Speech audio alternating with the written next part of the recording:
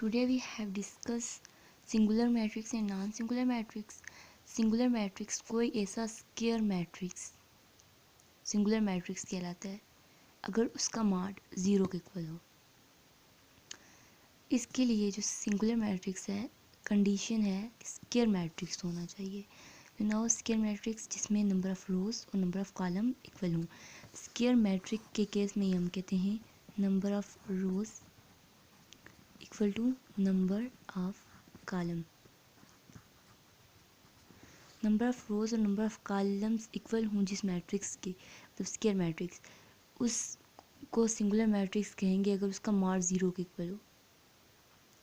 अब हम लोग 2x2 मैट्रिक्स जो है उसका मॉड चेक करते हैं। मतलब सिंगुलर मैट्रिक्स के लिए सबसे पहले हमें उसका डिटर्मिनेंट चेक करना पड़ता है। डिटर्मिनेंट ऑफ ए 0 के इक्वल हो और डिटर्मिनेंट के साथ हम इसको मॉड ऑफ ए भी पढ़ते हैं। डिटर्मिनेंट या मॉड अगर 0 के इक्वल हो किसी मैट्रिक का और वो मैट्रिक्स कौन सा होना चाहिए, मैट्रिक्स स्क्वायर मैट्रिक्स होना चाहिए, तब उसे सिंगुलर मैट्रिक्स कहते हैं। यहाँ पे हम लोगों ने एक एग्जांपल लिया है। अगर हम लोगों के पास ए है, उस एक मैट्रिक है जिसके हम लोगों के पास एलिमेंट हैं 6 3 4 2 और इस पे अब हम लोग मॉड डिटर्मिनेंट फाइंड करते हैं। इसका पहले से हम लोग क्रॉस मल्टीप्लाई करते हैं। जब हम लोग इधर से क्या करते हैं क्रॉस मल्टीप्लाई, इनको मल्टीप्लाई करते हैं। मल्टीप्लाई करने के बाद दरमियान में साइन हमेशा नेगेटिव का होता है। फिर उसके बाद इनको मल्टीप्लाई करते हैं 3 एंड देन 4 तो क्या आ जाता है 12 माइनस 12 0। मॉड ऑफ ए 0 के इक्वल आ गया। ऐसा ही हम लोग के पास स्क्वायर मैट्रिक्स है जिसका मॉड 0 के इक्वल है तो ये हम लोग के पास सिंगुलर मैट्रिक्स कहलाएगा। जैसे हम लोग क्या कहते हैं कि अगर हम लोग एज सिंपल ले लेते ए में हमारे पास कोई एंट्रीज हैं ए बी सी डी, तो फार्मूला अगर याद करना चाहते हैं तो ये फार्मूला इसका हो सकता है कि A D minus B C. Cross multiply करते हैं A D minus B C. इस पर आप ए की जगह जो होगा वो वैल्यू फिर डी की जगह जो वैल्यू उसको पुट कर दिया, फिर बी की जगह जो है उसको पुट कर दिया और जो सी की जगह है उसको पुट कर दिया। Now we have discussed non-singular matrix। ऐसा square matrix B non singular matrix कहलाता है अगर उसमें मॉड ऑफ बी 0 के इक्वल हो।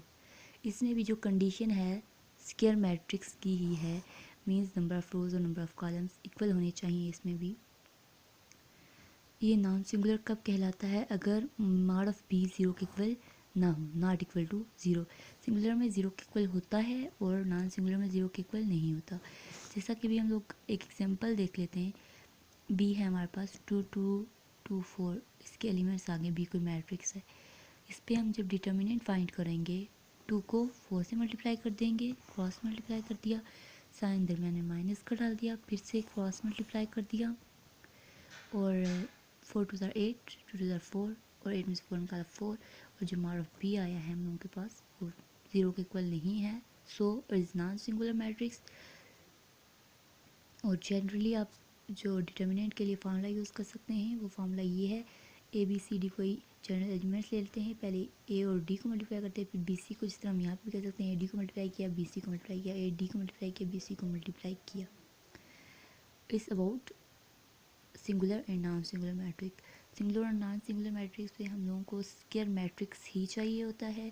फिर उसका मॉड लेके चेक करते हैं, अगर मॉड जो है डिटर्मिनेंट वो 0 के इक्वल आ जाता है तो सिंगुलर होगा और अगर 0 के इक्वल मॉड नहीं आता तो वो नॉन सिंगुलर मैट्रिक्स होगा।